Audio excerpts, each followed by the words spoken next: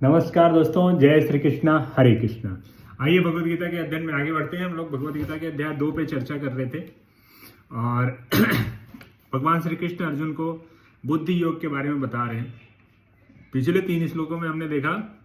कि भगवान श्री कृष्ण ने बुद्धि योग का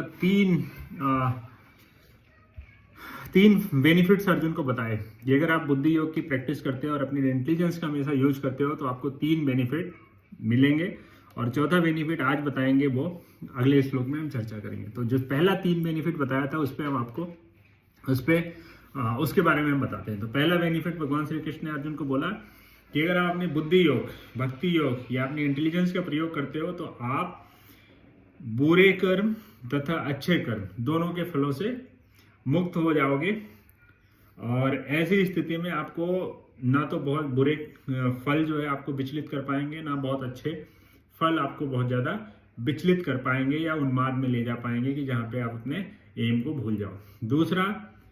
जो बेनिफिट बोला कि अगर आप बुद्धि योग की प्रैक्टिस करते हो तो आप परम पद मतलब उच्च पद के अधिकारी होते हो। तो अगर हम स्पिरिचुअलिटी की बात में करें तो अगर आप बुद्धि योग का या भक्ति योग का प्रैक्टिस करते हो तो उस स्थिति में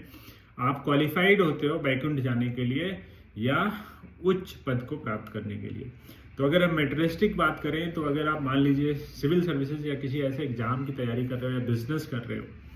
तो अगर आप उसके प्रॉफिट और लॉस के बारे में या सक्सेस और फेलियर के बारे में अपने आप को अटैच ना करते हुए 100% एफर्ट्स के साथ मेहनत करते हो, प्रोसेस को फॉलो करते हो,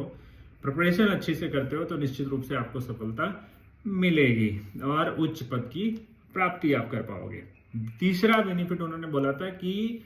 इसके पहले किसी ने कुछ भी बोला हो किसी चीज के बारे में या आगे भी कुछ लोग बोलेंगे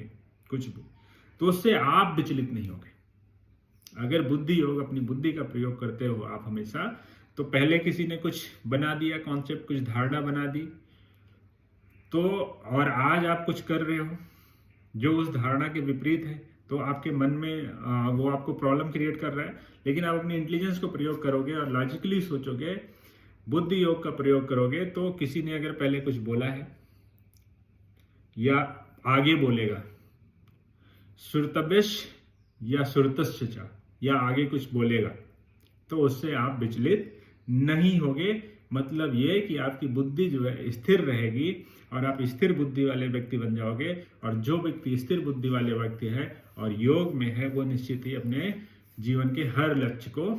प्राप्त करने के लिए योग्य हो जाता है और अपने जीवन के हर लक्ष्य को प्राप्त करता है। अब आइए बढ़ते हैं चौथे बेनिफिट के बारे में। भगवान श्री कृष्ण अर्जुन को क्या बताते हैं अध्याय 2 के, भगवत गीता के अध्याय 2 के 53वें श्लोक में भगवान बोलते हैं, श्रुति विप्रतिपन्ना ते यदा अस्थया यस्यति निश्चला समाधौ चला बुद्धिस्तदा योगम अवाप्स्यसि। भगवान श्री कृष्ण बोलते हैं, जब तुम्हारा मन वेदों के अलंकारमय भाषा से विचलित ना हो, वह आत्म साक्षात्कार की समाधि में स्थिर हो जाए, तब तुम्हें दिव्य चेतना प्राप्त हो जाएगी। भगवान श्री कृष्ण ने अर्जुन को क्या बोला कि अगर आप बुद्धि योग का प्रयोग करोगे, स्थिर बुद्धि वाला व्यक्ति बनोगे, तो आपका जो मन है वो वेदों में उन अलंकारमयी या उन कर्म कांडों की तरफ आपका मन जो है विचलित नहीं होगा जो सकाम फलों की कामना के लिए बने हुए हैं। जैसे कि वेदों में बहुत सारे ऐसे कर्म कांड हैं हमारे वैदिक स्क्रिप्चर्स में जो ये बताते हैं कि ये वाला यज्ञ कर लो, ये अनुष्ठान कर लो तो आपको ये प्राप्ति हो जाएगी, ये वाला अनुष्ठान कर लोगे तो आपको बहुत सारी धन संपदा मिल जाएगी। तो भगवान श्री कृष्ण बोल रहे हैं कि अगर आप अपनी इंटेलिजेंस का प्रयोग करोगे तो आप उन चीजों की तरफ आकर्षित नहीं होगे, आप कुछ बड़ी चीज के लिए प्रिपरेशन करोगे और बड़ी चीज हासिल करोगे। जैसे कोई व्यक्ति सिविल सर्विसेज की तैयारी कर रहा है मान लीजिए, और रास्ते में कोई एक वैकेंसी आ गई जो रेलवे में स्टेशन मास्टर की जॉब के लिए है, तो बहुत सारे लोग उसको भटका सकते हैं, यार एक बार इसको इस एग्जाम को लिख दे और इस एग्जाम को लिखने के बाद में तुमको ये वाली पोस्ट मिल जाएगी, उसके बाद आप सिविल की तैयारी करते रहना। फिर क्या होता है कि जब आप किसी नौकरी में चले जाते हो तो मेन जो लक्ष्य है आपका सिविल सर्विसेज या बड़ा जो लक्ष्य है वो छूट जाता है और फिर आपको उसमें थोड़े बहुत पैसे मिलने लगते हैं, फिर आपको लगता है कि अब यही ठीक है। फिर जब कुछ सालों बाद जब आपकी एज निकल जाती है, फिर आपको रियलाइज होता है कि नहीं यार, वो वहाँ पे 1 साल और कंटिन्यू कर लेते तो हम अच्छी जगह आ जाते। तो यही भगवान श्री कृष्ण अर्जुन को बोल रहे हैं कि अगर आप इस बुद्धि योग का प्रयोग करोगे तो आप उच्च पद को प्राप्त करोगे और आपकी बुद्धि जो है स्थिर रहेगी, और वेदों के जो अलंकारमयी भाषा है, अलंकारमयी कर्म कांड है, उसमें आप विचलित नहीं होगे, और आपका जो रास्ता होगा सीधा योग की तरफ होगा, जिससे आप वैकुंठ या लिबरेशन की तरफ, मुक्ति की तरफ आप जा पाओगे। जैसे कि फॉर एग्जाम्पल आज के टाइम पे अलंकारमयी, वेदों के जो अलंकारमयी भाषा की बात अगर मैं करूं, तो आज के टाइम पे बहुत सारे ऐसे शॉर्ट, जल्दी से जल्दी पैसा कमाने के बहुत सारे तरीके सोशल मीडिया पे आते हैं। जैसे कोई फर्जी आजकल चीटिंग वाले ऐप आ जाते हैं जो आपको 500 रुपया या 1000 रुपया एन इन्वेस्टमेंट में डेली 200, 300, 400 देने की बात करते हैं, और आप यहाँ इंसान लालच में आ जाता है, ग्रीड में आ जाता है,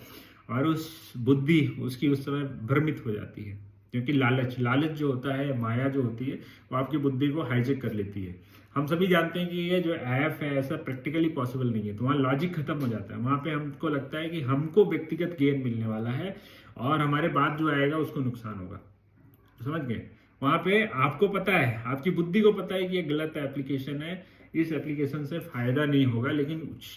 उस समय जो ग्रीड है, माया है, वो आपके दिमाग को या इंटेलिजेंस को थोड़ी देर के लिए हाईजेक कर लेती है। तो उस स्थिति में आप क्या करते हो, उसमें आप अपना इन्वेस्टमेंट डाल देते हो, और जैसे ही इन्वेस्टमेंट डालते हो पता चला आपने 1000 रुपये डाला, पहले दिन आपको 300 रुपये आया, या किसी ने 1 लाख रुपये डाला, पहले दिन उसको 3000 आ गया, 4000 आ गया, तो उसको लगता है कि अगले 100 दिन तक आएगा तो हमारा तो हो जाएगा। लेकिन वो क्या हुआ, 2 दिन बाद वो कंपनी आपका पैसा लेके भाग गई। क्यों? आपको पता था, आपके इंटेलिजेंस को पता था कि वो जो है आपको भ्रमित करने के लिए आया है, वो पैसा लूटने के लिए आया है, कोई उसकी स्कीम नहीं, ऐसा कुछ पॉसिबल है नहीं प्रैक्टिकली। लेकिन आपकी ग्रीड ने या लालच ने आपकी बुद्धि को हाईजेक कर लिया, आपको बुद्धि योग प्रैक्टिस नहीं करने दिया, फिर आपको क्या हुआ, उसमें नुकसान हो गया। ऐसी स्थितियां आपके जीवन में या हर किसी के जीवन में बार बार आती हैं, जो छोटे छोटे समय में बड़ा बड़ा बेनिफिट देने की बात करती हैं, और वहां पे आपकी बुद्धि जो है लालच के द्वारा, ग्रीड के द्वारा हाईजेक कर ली जाती है, क्योंकि हम लोग जो है बुद्धि योग का प्रैक्टिस नहीं करते हैं। लेकिन जो स्थिर बुद्धि वाले हैं, बुद्धि योग का प्रैक्टिस करते हैं, वो लॉजिक लगाते हैं कि ऐसा कौन सा तरीका है भाई कि इतना तेज ग्रोथ दे देगी, इतना तेज ये कर देगी। कोई तरीका नहीं है। तो या तो वो कुछ गलत काम कर रही है, और अगर वो किसी और के साथ गलत काम कर रही है तो हमारे साथ गलत काम नहीं करेगी, इसकी क्या गारंटी है? तो आपके साथ भी गलत काम करेगी। तो जैसे ही आप अपनी बुद्धि योग का प्रयोग करेंगे, अपनी इंटेलिजेंस का प्रयोग करेंगे, आपको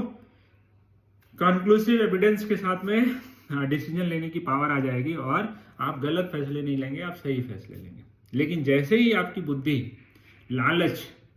या माया के द्वारा हाईजेक कर ली जाएगी, आप 100% गलत फैसले लेंगे, और उसमें आपका धन का, समय का और दिमाग में टेंशन, स्ट्रेस, ये सारी चीजें डेवलप होंगी। धन का नुकसान होगा, समय का नुकसान होगा। तो इसलिए भगवान श्री कृष्ण जो बोल रहे हैं अर्जुन को, उसको हम लोगों भी अमल करना चाहिए कि हमको सभी को अपनी बुद्धि या इंटेलिजेंस का प्रयोग हमेशा करना चाहिए, जिससे कि हम सभी लोग भी अपनी बुद्धि को स्थिर रख के डिसीजन लें, और ऐसे डिसीजन लें जो हमारे लक्ष्य के मार्ग में साधक की तरह काम करें, और हम सभी अपने लक्ष्य को 100% सफलता के साथ में अचीव कर सकें। तो उम्मीद करता हूं कि आप लोगों को भगवत गीता इतना सिंपलेस्ट वे में समझ में आ रहा होगा, और क्योंकि मैं कोशिश कर रहा हूं कि भगवत गीता को एकदम सिंपलेस्ट वे में हम सब समझ पाएं और इसको अपने जीवन में इम्प्लीमेंट कर पाएं। ये हमारे किताब, ये जो किताब है, ये हमारे घर की अलमारी से हटके, हमारे घर की अलमारी से हटके ये हमारी टेबल पे आ पाए, और हम इसको पढ़ पाएं और इसके ज्ञान को अपनी लाइफ में उतार पाएं। धन्यवाद। Thank you very much.